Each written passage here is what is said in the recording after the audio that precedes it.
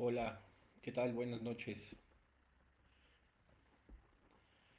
Buenas noches, ya estamos aquí transmitiendo en vivo. Muchas gracias por estar en línea, por conectarse, gracias a Dios. Se nos hizo un poquito tarde por causa de el tráfico, como siempre, ¿verdad? Ya esta ciudad está imposible. Me da muchísimo gusto estar una vez más aquí el lunes con esta serie que tenemos como estudio. Gracias a Dios porque nos permite seguir compartiendo su palabra. Así que, pues bueno, hoy vamos a seguir con nuestra serie de Moisés. Hoy vamos a ver un tema bien importante y uno de los eventos más importantes también dentro de la palabra de Dios, que son las 10 plagas de Egipto. O sea, conocemos la historia del Éxodo, conocemos por supuesto la liberación, ¿verdad?, del pueblo de Dios. Y hemos escuchado acerca de las 10 plagas. Bueno, hoy vamos a tratar este tema. No voy a hablar de cada una de las plagas, vamos a estar hablando más bien del propósito que tuvo, eh, pues que se manifestaran naturalmente las plagas con la voluntad del Señor. Así que vamos a tener un estudio pues más que de aplicación, pues informativo, ¿verdad? Que también es importante conocer y cómo nosotros podemos incluso responder cuando haya algún problema de, pues cuando se juzgue, por decirlo de alguna forma, a Dios, de por qué fue tan cruel, de por qué las plagas, etcétera, etcétera. Y hay cosas muy interesantes dentro de cada uno de estos versículos, como habíamos dicho, incluso era importante conocer cómo la dureza del corazón de Faraón prosiguió adelante por su propia voluntad y no, ya no por responsabilidad de Dios. Hablamos obviamente acerca de la soberanía del Señor. Hoy vamos a estar viendo también algunos versículos acerca o al respecto del propósito de las plagas y pues cuál fue el fin último de que se manifestaran, ¿verdad? Y de la forma en la que Dios los hizo. Entonces, pues vamos a orar, vamos a poner este tiempo en las manos del Señor. Padre, en el nombre de Jesús te damos gracias. Te pedimos, Señor, que seas tú en este estudio, Señor, que seas tú trayendo todos los medios posibles, Señor, el internet, Padre, la luz, todo, Señor, que nada nos pueda estorbar para que podamos seguir adelante con este estudio, Señor. Sabemos que siempre puede haber oposición, que siempre puede haber adversidad, pero Señor, tú llénanos de tu paz, llénanos de tu propósito, Señor, haznos ver que finalmente todo está bajo tu control, todo está bajo tu voluntad, Señor, porque tú eres un Dios soberano. Pedimos la bendición de tu palabra, Señor, para que podamos nosotros aprender mucho de ella y entender también muchas cosas de los sucesos en la antigüedad y sobre todo en la liberación de tu pueblo Israel, Señor. Te damos gracias por un lunes más, Señor. Sé tú con nosotros. Quita toda distracción, Señor. Quita todo desánimo, Padre, toda frustración, Señor. Todo aquello que pueda traer pues distracción, Señor, o que pueda desviarnos del propósito del conectarnos para aprender más de tu palabra. Te pedimos en el nombre de Jesús que sea quitado, Señor, que tú traigas más bien tu presencia, que traigas sabiduría, Señor, para poder entender cada cosa de las que vamos a estar platicando y que seas siempre tú glorificado, Padre. Te damos gracias en el nombre de Jesús. Amén. Pues a ver, familia, díganme por ahí tanto, porque luego les digo y nadie me pela, pero díganme también ahí en el Facebook y en el Instagram con un dedito arriba a ver si todo está bien, porque de pronto puede haber problemas. A veces me sale un anuncio así de que el video se pone en pausa, sobre todo en el Instagram, pero pues al parecer ahorita todo marcha bastante bien. Bueno, pues vamos justamente a analizar este tema, pues cuál fue el propósito de las plagas, ¿verdad? Nos enseña la palabra de Dios en los capítulos del libro del Éxodo, pues como el Señor, eh, desde el versículo, perdón, desde el capítulo 7 hasta el versículo, eh, de- hasta el capítulo 12, donde el Señor está instaurando la Pascua y donde pues lo pasa, ¿verdad? Hiriendo a todos los primogénitos, etcétera, etcétera. Pues bueno, nos enseña la palabra de Dios que hubo pues dureza en el corazón de Faraón, que no quería dejar salir a su pueblo. Hay unos elementos bien interesantes que nos podemos dar cuenta y vamos a estar analizando. No quiero tomar tanto tiempo en leer todos estos capítulos porque son algo extensos, pero yo te pido que tú lo hagas, que lo leas en casa para que te des cuenta de qué eran cada una de las plagas y cómo, pues entre más, a lo mejor más rudo estaba todo, pues más endurecía Faraón, ¿verdad? Como te decía en un inicio, eso ya era por su propia voluntad, ya no era de parte de Dios.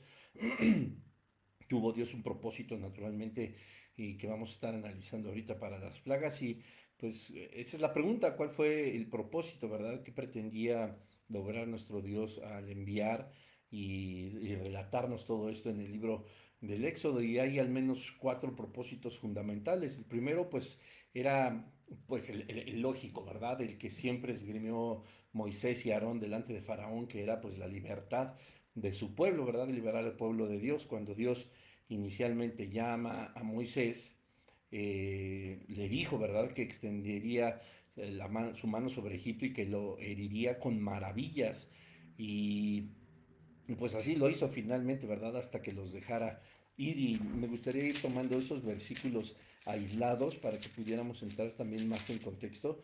En Éxodo 3, capítulo 20, en Éxodo 3, versículo 20 dice, pero yo extenderé mi mano y heriré a Egipto con todas mis maravillas que haré en él, y entonces os dejará ir. Recordemos que la palabra de Dios siempre debe de cumplirse tal y como Dios lo ha dicho, y finalmente todos tenemos que tener esa confianza de que justamente como está escrito, así se cumplirá. Incluso, pues vimos, ¿verdad?, como desde la promesa que le hizo a Abraham, pues Egipto habría de pagar, y también por eso era uno de los objetivos del Señor de haber, pues ahora sí que casi casi aceptado el reto de Faraón de no dejar ir a su pueblo, pues para poder mostrar justamente estas maravillas hasta que los dejara ir. En el capítulo 6, versículo 6 dice, por tanto dirás a los hijos de Israel, yo soy Jehová y yo os sacaré de debajo de las tareas pesadas de Egipto y os libraré de su servidumbre y os redimiré con brazo extendido y con juicios grandes, ¿verdad? Aquí Dios le dice al pueblo pues que habrá juicios, que habrá pues cosas maravillosas, ¿verdad? Y justamente antes de la 10ª plaga que traía sobre Faraón y sobre Egipto, pues los iba a dejar ir. Ya Faraón al final estaba que, pues, que ya no podía. Y cuando esta plaga pues llegó justamente a Egipto, Faraón llamó a Moisés y obviamente a Aarón y dijo, salid, sálganse, ¿verdad? Váyanse ya de aquí, porque pues ya no podía más y tenía que liberar obviamente al pueblo de Dios. Entonces dice el capítulo 11 también en el versículo 1, Jehová dijo a Moisés, una plaga traeré aún sobre Faraón y sobre Egipto, después de la cual él los dejará ir de aquí, seguramente os echará de aquí del todo. O sea, ya esta última plaga era justamente ya el que ya no iba a poder. Dios sabía que Faraón ya no podría con esta plaga, y dice el capítulo 12 en el versículo 31, ¿verdad? Y hizo llamar Faraón a Moisés y a Aarón de noche y les dijo, salid en medio de mi pueblo vosotros y los hijos de Israel, e id servid a Jehová como habéis dicho. También tomad pues vuestras ovejas y vuestras vacas como habéis dicho, e idos y bendecidme también a mí. Imagínense a Faraón, o sea, Faraón sabía que todo acabaría, que después de la muerte de los primogénitos, por supuesto, y que ya era algo insostenible, que Faraón no es que pidiera la bendición de Dios, sino que la bendición iba a ser que pues el pueblo de Dios saliera de Egipto para no seguir sufriendo los embates de las plagas y el poder obviamente de Dios. Entonces el que se fueran ya iba a ser una bendición pues para Faraón. Y se acuerdan cómo dice el versículo 33, y los egipcios apremiaban al pueblo, o sea, les decían, ya, lárguense, dándose prisa a echarlos de la tierra porque decían, todos somos muertos. O sea, ya estaban justamente eh, aterrorizados, atemorizados, completamente derrotados por el poder de Dios. Y llevó el pueblo su masa antes que se laudase, sus masas envueltas en sus sábanas o sobre sus hombros. E hicieron los hijos de Israel conforme al mandamiento de Moisés, pidiendo de los egipcios alhajas de plata y oro y vestidos. Y Jehová dio gracia al pueblo delante de los egipcios y les dieron cuanto pedían.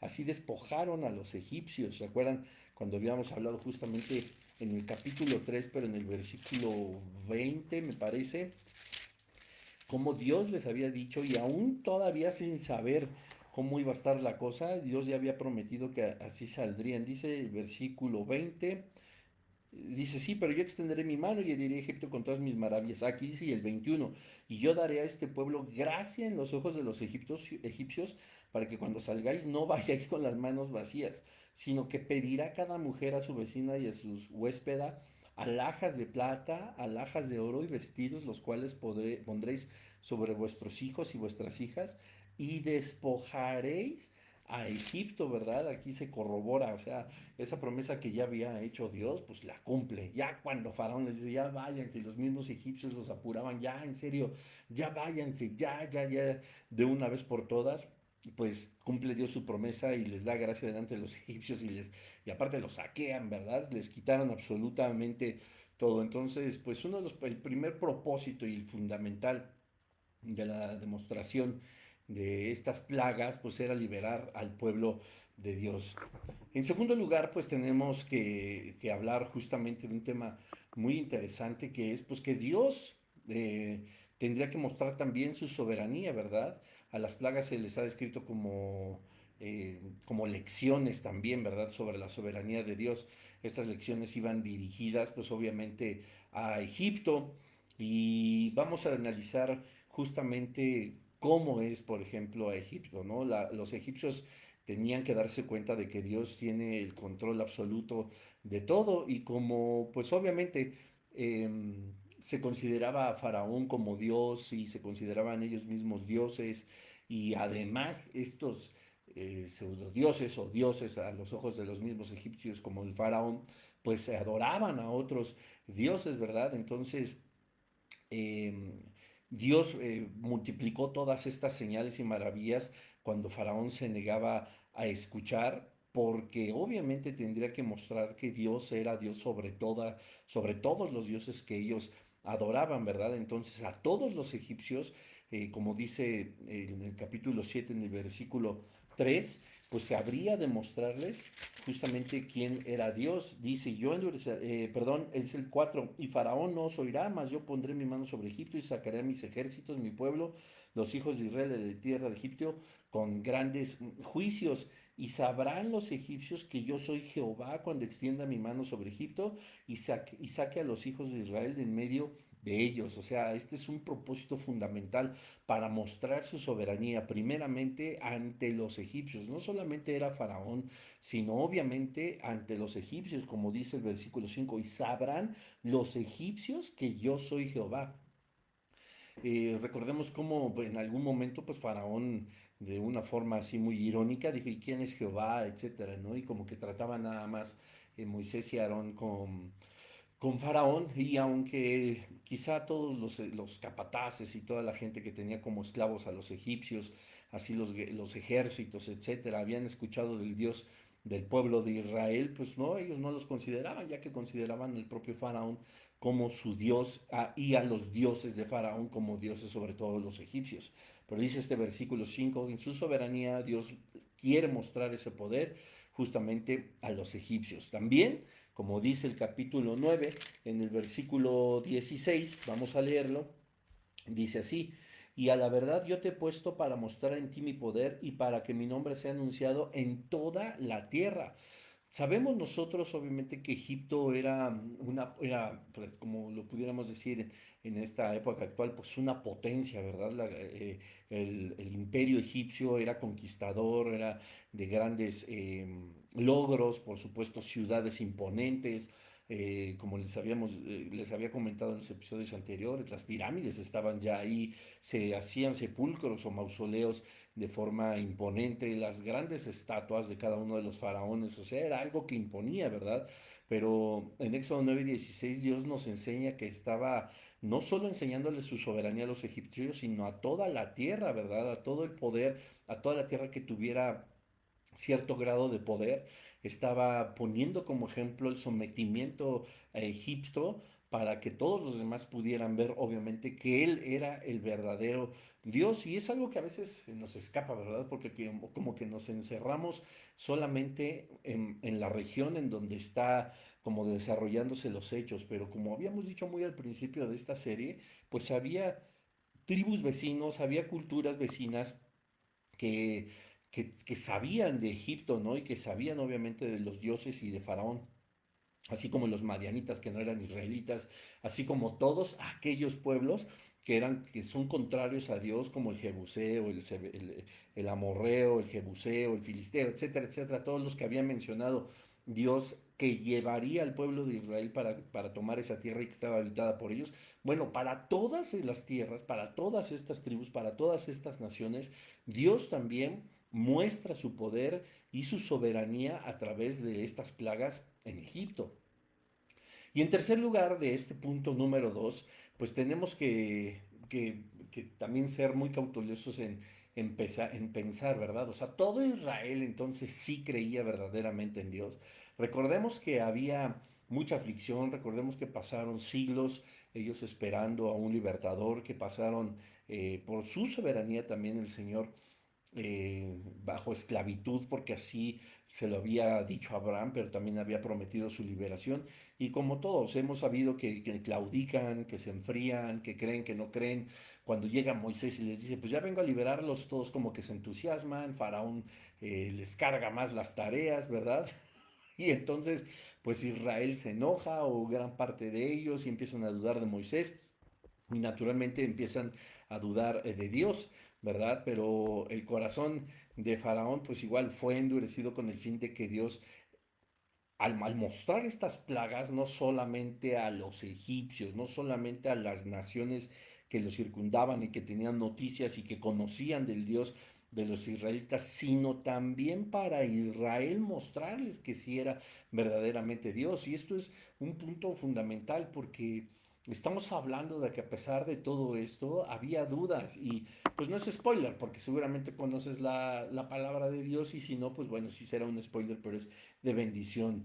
Llegará el momento en que ya veamos, si Dios lo permite, la siguiente semana, ahora sí, el éxodo de Israel, cuando llegan ya al desierto, pero sabiendo y habiendo mostrado con un propósito de las plagas la soberanía de Dios también al pueblo de Israel, pues nos damos cuenta de que no solo en ese momento estaban dudando, sino también después empezaron a dudar solo porque Moisés no bajaba, empezaron a hacer de Moisés su esperanza, empezaron a poner su fe en Moisés, y al ver que no bajaba, pues decidieron poner su fe en algo que no fuera ni él ni Dios. Ya tenían un problema, ¿verdad? O sea, no fue la ausencia de Dios lo que orilló al pueblo de Israel a hacer un becerro de oro, sino la falta de Moisés. O sea, ya tenían de antemano un ídolo, solo ahora que lo transformaron y le pusieron otro nombre, pero es algo muy interesante que veremos más adelante. Y dice el capítulo 10 en el versículo 1, Jehová dijo a Moisés, entra a la presencia de Faraón porque yo he endurecido su corazón y el corazón de sus siervos para mostrar entre ellos mis señales, ¿verdad? Así había sido. Y es una reiteración de que habría señales, pero no solamente para Faraón, sino para Egipto y para Israel también. Y el corazón de Faraón se endureció y no dejó ir a los hijos de Israel, como Jehová lo había dicho por medio de Moisés. Entonces, pues el pueblo de Israel igual empezó a decir, no, pues no nos está rescatando, ha pasado esto, a lo mejor fue producto de la casualidad, ¿verdad? Que el agua estuviera turbia, que estuvieran los peces podridos, que no pudiéramos beber de ella, a lo mejor fue casualidad, vamos a mencionar la plaga de los piojos, ¿verdad? Las moscas, las úlceras, etcétera. O sea, aún así no creían en Dios, ¿verdad? Pero, o que Él estaba a cargo de todo eso y que estaba mostrando su poder para poder liberarlos. Lo que a mí me llama mucho la atención, y te repito, si puedes leer Éxodo del 8 al 13, pues te vas a dar cuenta que Dios, además de que empezaba a traer las plagas, pues siempre tuvo como cuidado de Israel, no solamente fue a aventar así por así las plagas, sino que para que Israel pudiera ver y fuera testigo de las cosas y las maravillas que estaba haciendo a Dios sobre aquellos que los oprimieron, ¿verdad?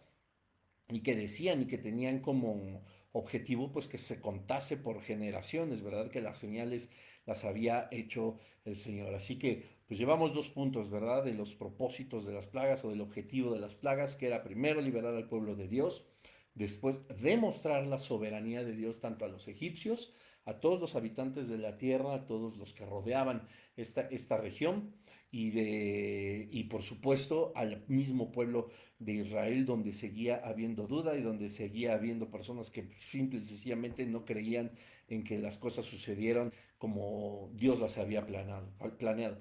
En segundo lugar, en tercer lugar, quiero decir, de los cuatro propósitos de las plagas, tenemos que pues Dios eh, mostraba su verdadero poder, ¿verdad? La historia de las plagas, como lo podemos leer, es una batalla justamente entre Dios y Egipto, pues, donde Dios pues aplasta, sale victorioso como siempre. Por ahí hay un meme o no me acuerdo que dice, eh, la buena noticia es que hay una batalla o algo así dice, ¿verdad? Y la mejor es que Dios nunca ha perdido una batalla y pues bueno, esa es la realidad, la victoria del Señor es contundente, como lo veíamos en los versículos anteriores, donde ya dice, no, ya váyanse en el versículo 31 del capítulo 12, donde dice, ya tomen todo y váyanse, ¿verdad? Que los mismos egipcios los apresuraban ya para que dejaran este, de estar ahí y que fueran bendecidos con su ausencia para que la ira de Dios y el poder de Dios no se manifestara. Entonces, después de la liberación de Israel, no había ningún motivo, ¿verdad?, para alardear de que eran pues grandes o que eran dioses, etcétera, porque pues Dios había acabado absolutamente con todos, ¿verdad? Dice el capítulo 19, versículo 4: vosotros visteis lo que hice a los egipcios y cómo os tomé sobre las águilas de ala y he traído a mí. O sea, eso es clarísimo. Bastantes capítulos más adelante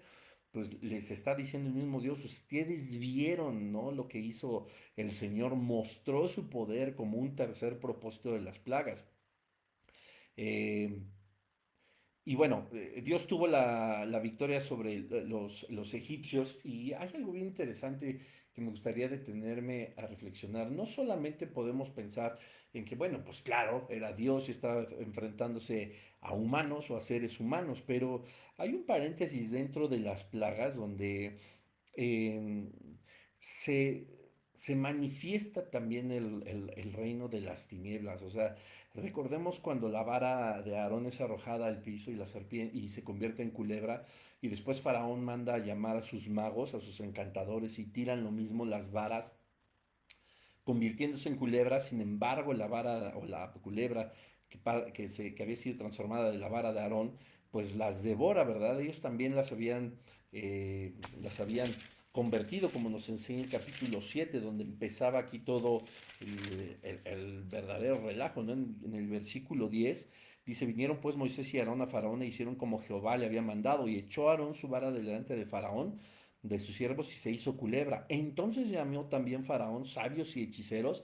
Esta palabra, bueno, eh, es tal cual, eran brujos, era gente entregada al reino de las tinieblas, hacían hechicerías, hacían brujería, ellos tenían pactos demoníacos, ¿verdad?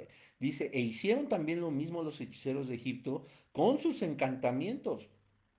Hay algunas teorías que dicen, no, es que no es literal, etcétera. No, o sea, la palabra de Dios no se está equivocando ni está tratando alegorías. Él habla de que eran hechiceros y que tenían encantamientos. Y el versículo 12 dice, pues echó cada uno su vara, las cuales se volvieron culebras. Lo hizo así, mas la vara de Aarón devoró las varas de ellos, es decir, a las mismas culebras. Entonces, esto eh, es importante entender que no solamente Dios estaba mostrando su poder delante de los hombres, sino también una vez más y sin ningún problema mostrando y pisando una vez más al reino de las tinieblas, ¿verdad? O sea, había una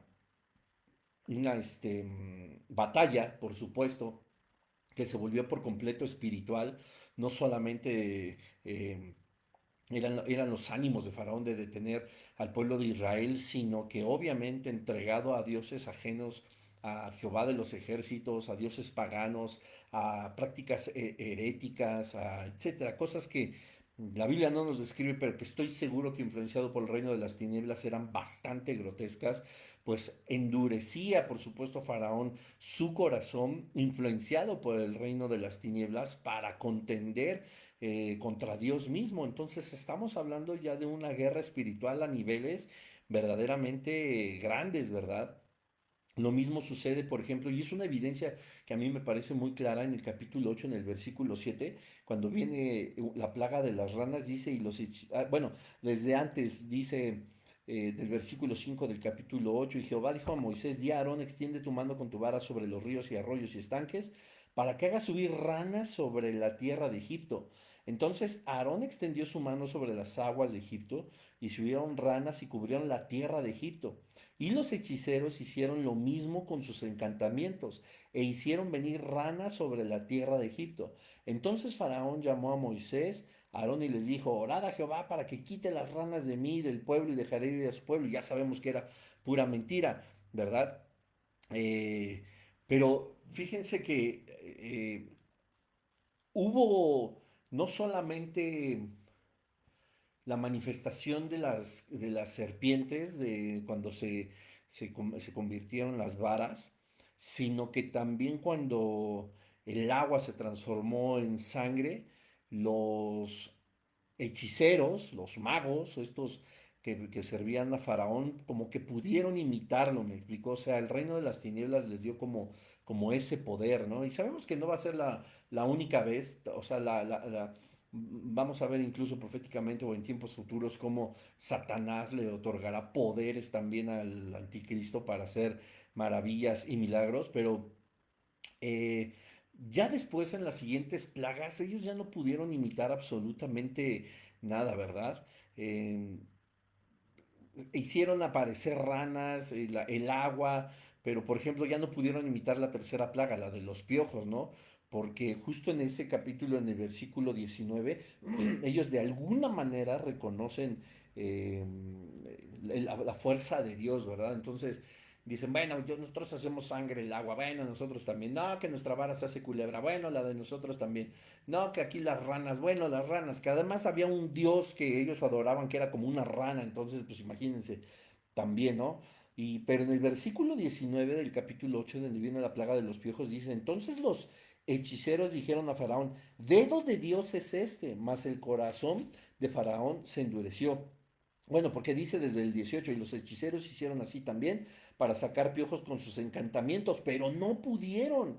Y hubo piojos tanto en los hombres como en las bestias. Aquí como que dijo Dios, no, ¿saben qué? No, ya, aquí ya se toparon con pared, como decimos, ¿verdad? Y entonces a partir de esta plaga, estos hechiceros, estos encantadores, estos brujos, estos satánicos, ya no pudieron imitar ni pudieron intentar deshacer lo que Dios estaba mostrando con todo su poder, que ya fue la plaga de los piojos. Entonces ellos mismos reconocieron y dijeron, dedo de Dios es este en el versículo 19. Más el corazón de Faraón, pues obviamente siguió endurecido. Entonces, ya los magos después, o estos sabios, hechiceros, brujos, ya no son mencionados en relación a las demás plagas, ¿verdad? O sea, quiero suponer que se había ahora admitido la derrota también espiritual delante del Señor.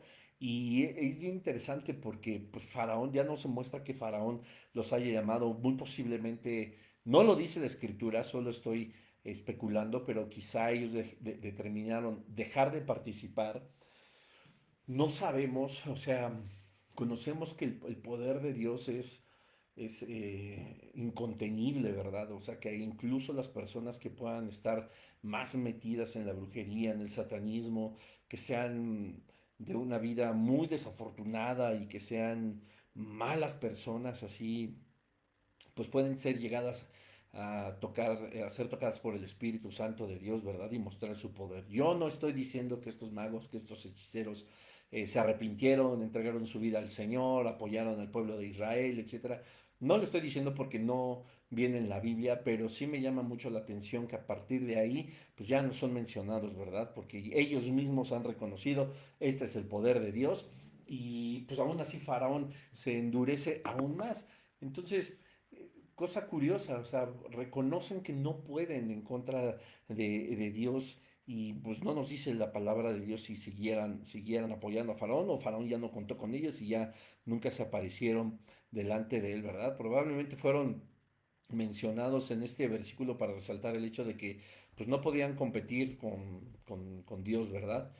Em, Hay quienes dicen, por supuesto, y se preguntan si estos magos estaban, o hechiceros estaban dotados por poderes sobrenaturales o por un poder demoníaco. Hay quienes dicen que no, hay quienes dicen que son alegorías, pero a mí me queda claro que después de tener tantos siglos, porque la cultura egipcia así era, de tener tantos siglos en adoración a demonios, pues obviamente había ya un vínculo con el reino de las tinieblas, como nosotros podemos hacer nuestro vínculo con el reino de Dios, ¿verdad? Entre más tiempo pasemos adorándole, entre más tiempo pasemos alabándole, pues obviamente todo va a ser mucho más divino en nuestra vida, nuestro carácter, nuestra forma de ser, todo se parecerá poco a poco y cada vez más a Jesucristo, pues lo mismo aquellos que son entregados al reino de las tinieblas, ¿verdad? Satanás puede hacer milagros, Satanás puede tener a personas y tendrá personas que hagan milagros, que hagan prodigios, como nos dijo el mismo Jesucristo, ¿verdad? Y que no hiciéramos caso, porque aunque veamos caer oro del cielo, incluso cuando el Señor dijo, aunque vean o no un ángel del cielo y les predico un evangelio diferente, sea anatema, sea maldición, o sea, el demonio es la Satanás, el reino de las tinieblas puede hacer eso. Así que yo no considero que sea una alegoría, sino un poder real que obviamente fue pisoteado y fue destruido por Dios, ¿verdad? Reconocieron que Moisés y Aarón estaban realizando milagros por el dedo de Dios. Así que eso fue increíble. Así que pues bueno, para mostrar su poder, pues también Dios usó plagas con el fin de triunfar sobre estos dioses egipcios, como te comentaba hace un momento. En el capítulo 12, versículo 12, nos muestra algo muy interesante. Dice, bueno, obviamente cuando ya está hablando el Señor de que pasaría en la noche que heriría a Egipto y a todo primogénito en la tierra de Egipto, así hombres de como de las bestias, donde ejecutaría sus juicios. Ahorita vamos a leer ese versículo. Entonces, las plagas era justamente pues ejecutar juicio también contra todos aquellos que tuvieran dioses ajenos, que tuvieran dioses egipcios y que vieran que eran perecederos, que no eran eternos, que no eran tan fuertes y que finalmente todo lo que la fe que habían puesto en ellas iba a ser por completo defraudada. Tan es así que Dios determinó quitarles la vida, ¿verdad? Así como se la dio a toda criatura y a toda la creación, de esa manera como el único ser que puede quitar la vida. Y entonces dice el 12:12, pues yo pasaré aquella noche por la tierra de Egipto y heriré a todo primogénito en la tierra de Egipto, así de los hombres como de las bestias, y ejecutaré mis juicios en todos los dioses de Egipto, yo Jehová. Entonces, no solamente, como lo vamos a ver, fue una parte física donde sí fue real que todos los primogénitos murieron, pero sino que también, ¿verdad? En ese mismo momento no lo podíamos, como te decía hace un momento, separar de una guerra espiritual. También, ¿verdad? Dice que ejecutaría sus juicios en todos los dioses de Egipto. Y obviamente es Dios con D minúscula, ¿verdad? Tanto los seres humanos que se sentían dioses como los dioses verdaderos. Verdaderos me refiero a que a estos demonios que realmente existen, a eso es a lo que me refiero, y que el Señor tenía la posibilidad pues de destruir con su poder, ¿verdad? Es uno,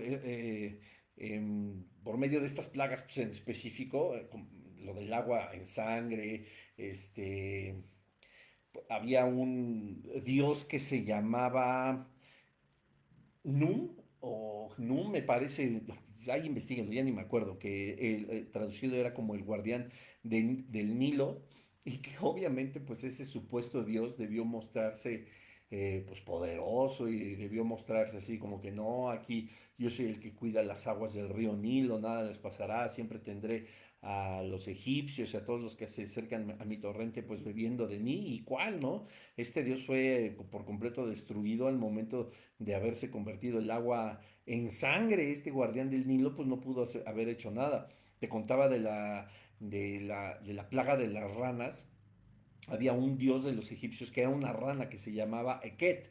Tenía justamente esta forma de rana y era la diosa de la resurrección, porque pues sí, tenemos que recordar que los egipcios también creían en que habría una vida después de la muerte, que resucitarían, y es por eso que los entierran incluso con sus mascotas, con sus guías, con sus pertenencias, etcétera, etcétera. Échate un clavado a estudiar un poco sobre la cultura de los egipcios acerca de la muerte, y había por supuesto una diosa de la resurrección que se llamaba Eket, ¿verdad? Y que tenía pues forma de rana. Entonces como que no era una casualidad, eh, y pues imagínense ellos teniendo esta diosa de la resurrección siendo una rana y que de pronto todas las ranas vinieran y que azotaran como plaga todo Egipto, o sea, con qué,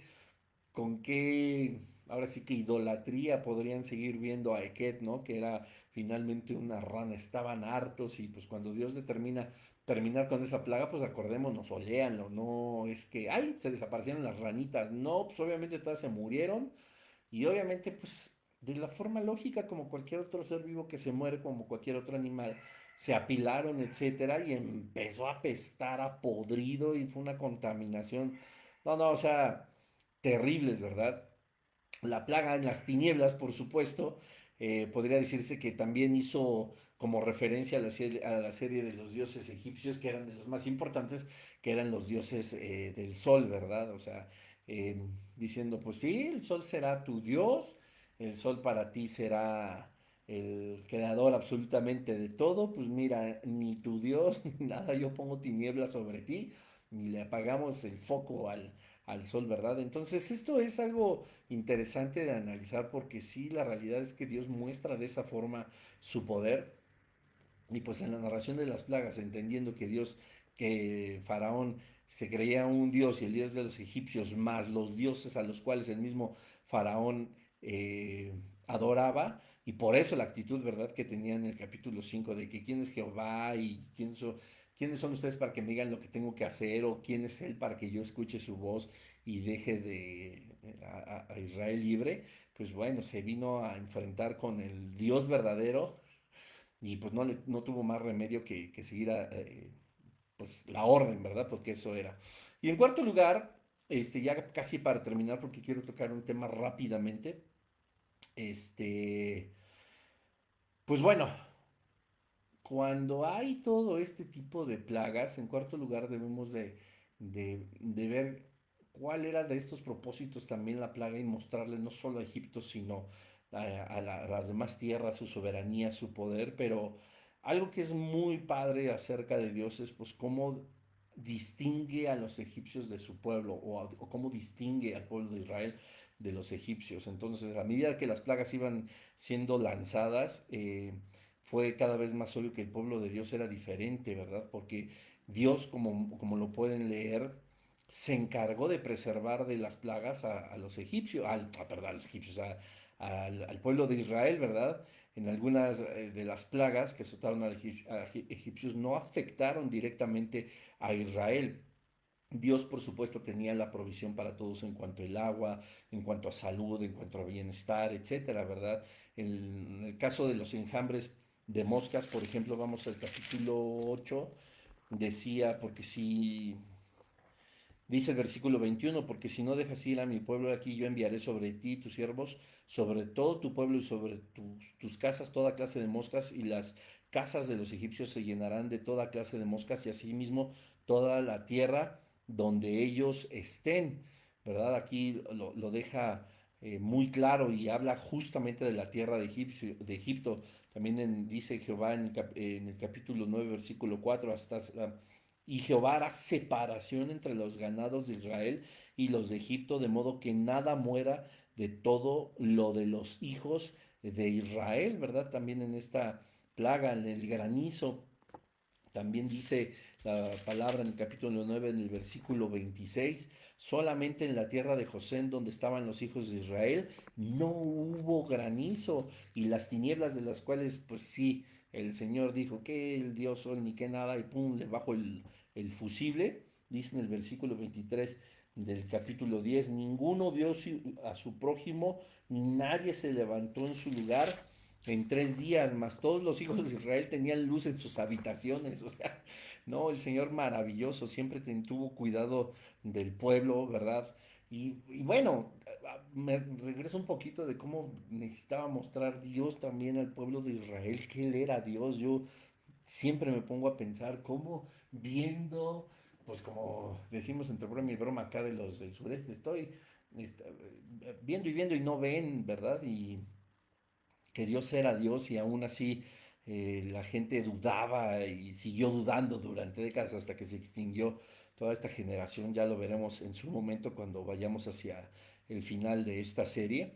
Eh, y pues bueno, pues Dios obviamente tuvo cuidado de su pueblo mientras demostraba que eran protegidos por Dios mismo y estaba juzgando naturalmente a los egipcios con todo esto. Y estoy seguro que los egipcios y muchos de ellos debieron encontrar en algún momento arrepentimiento.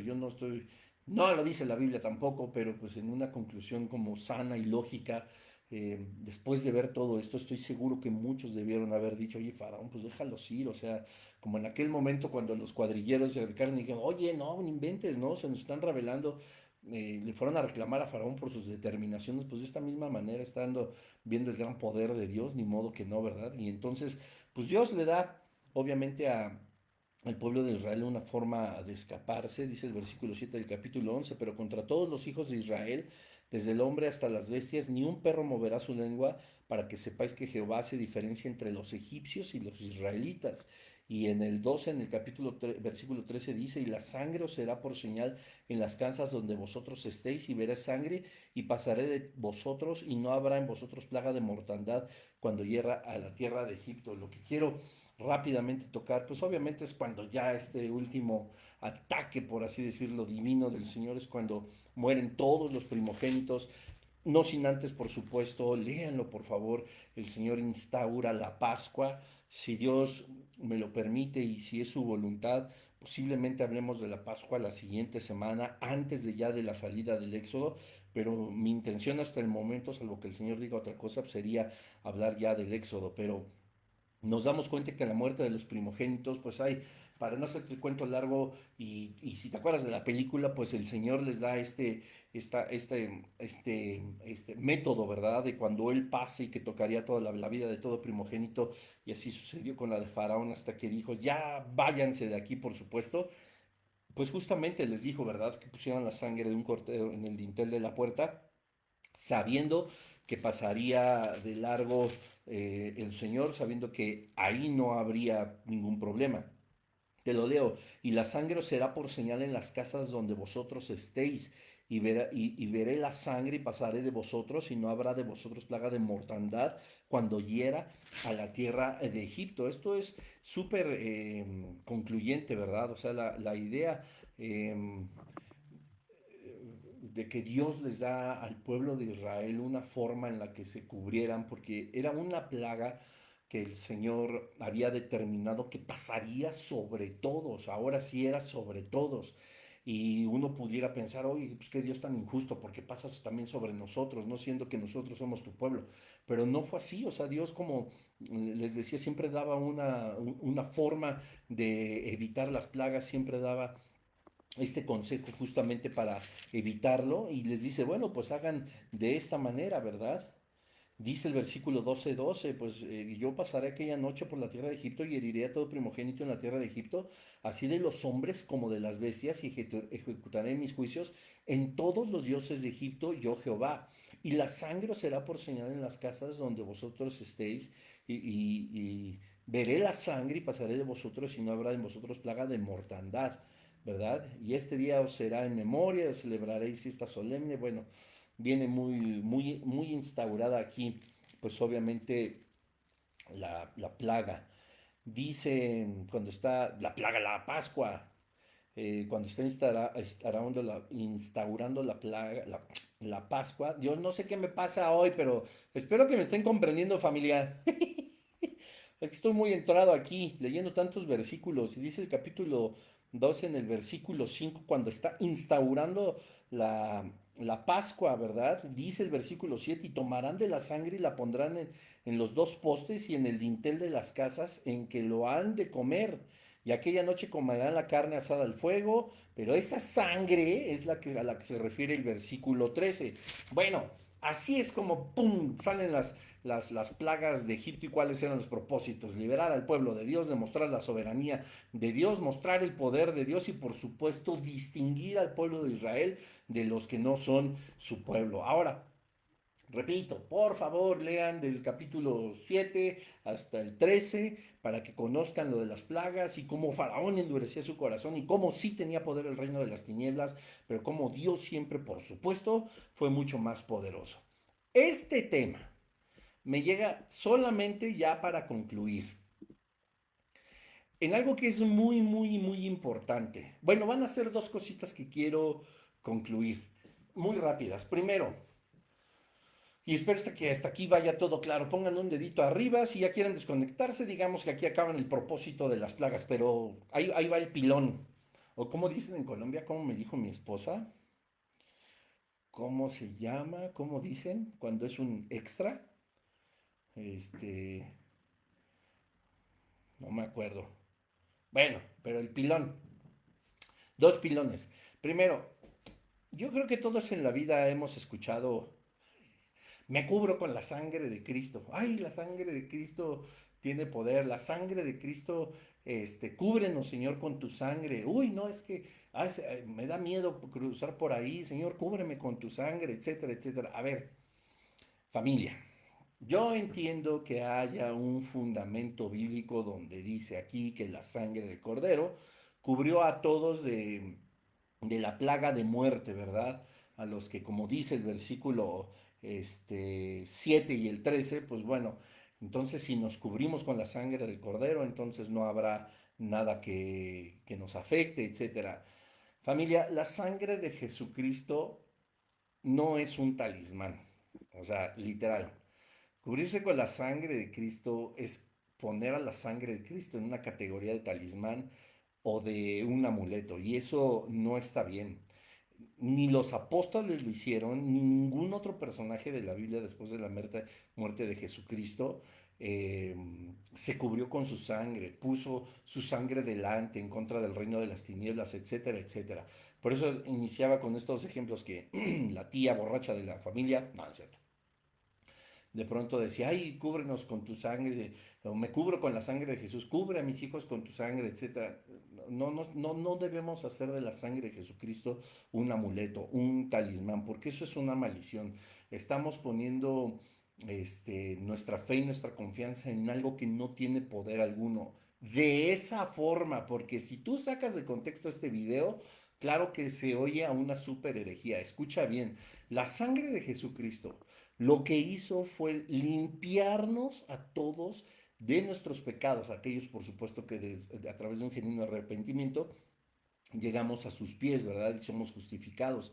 Dice Colosenses que Él en la cruz del Calvario, el acta que nos era contraria, ha sido hecha inválida por su sangre. Lo que hace la sangre de Jesucristo es limpiarnos de nuestros pecados.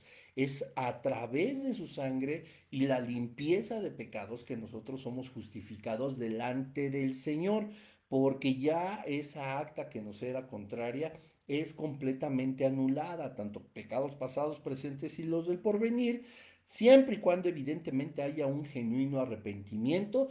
Ese es el poder de la sangre de Jesús. Pero no usemos su sangre maravillosa, preciosa, que fue derramada hasta la última gota por ti y por mí, para ser justificados delante del Señor, para utilizarla como un amuleto o como un talismán. Eso no está bien. Eso es un error. Si tú has oído eso, si tú lo invocas, si tú lo practicas, eso, la realidad es que trae, yo creo que más maldición que bendición, ¿verdad? Porque, te repito, no hay un solo ejemplo después de Jesucristo, ni de personas cercanas a él como los apóstoles, ni iglesias fundadas por los apóstoles, ni nadie que tuviera que invocar la sangre del Señor para cubrirse de algo. La sangre del Señor, el poder que tiene, y es el poder absoluto, es el de darnos vida eterna a través de la limpieza de nuestros pecados y la justificación. Cuando nosotros a través de la sangre de Jesucristo somos limpios de nuestra vana manera de vivir, somos justificados delante del Padre de nuestros pecados a través de un genuino arrepentimiento, se pone en eficacia y en eficiencia esa sangre para cumplir su propósito. Y por supuesto, esta sangre sigue limpiando pecados. Pero esa es la forma y eso es lo que tiene poder en la sangre de Jesucristo. Así que familia, por favor, no, que cúbrete con la sangre de Cristo y nos cubrimos y que no nos vaya a pasar nada porque nos cubrimos. No, no usen a Cristo de amuleto, no usen su sangre preciosa que derramó hasta la última gota como si fuera un talismán poniendo fe sobre lo mismo que fuera una estampita o lo mismo que fuera una cadenita, una medallita, etcétera, etcétera, etcétera.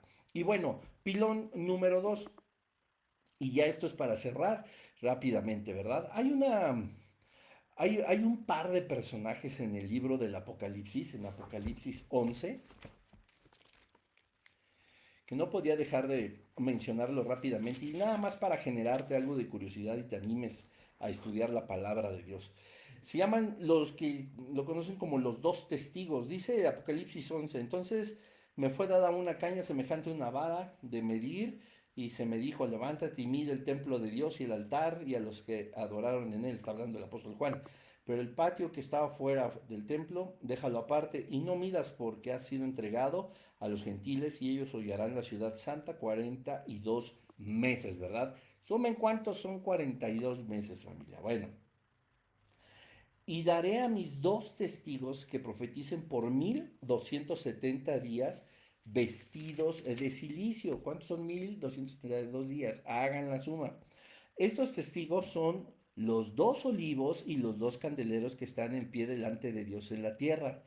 Si alguno quiere dañarlos, sale fuego de la boca de ellos y devora a sus enemigos. Y si alguno quiere hacerles daño, debe morir él de la misma manera. Estos tienen poder para cerrar el cielo, a fin de que no llueva en los días de su profecía. Y tienen poder sobre las aguas para convertirlas en sangre. Y para herir la tierra con toda plaga cuantas veces quieran. Hay un gran debate y muchas teorías de quiénes serán estos dos testigos.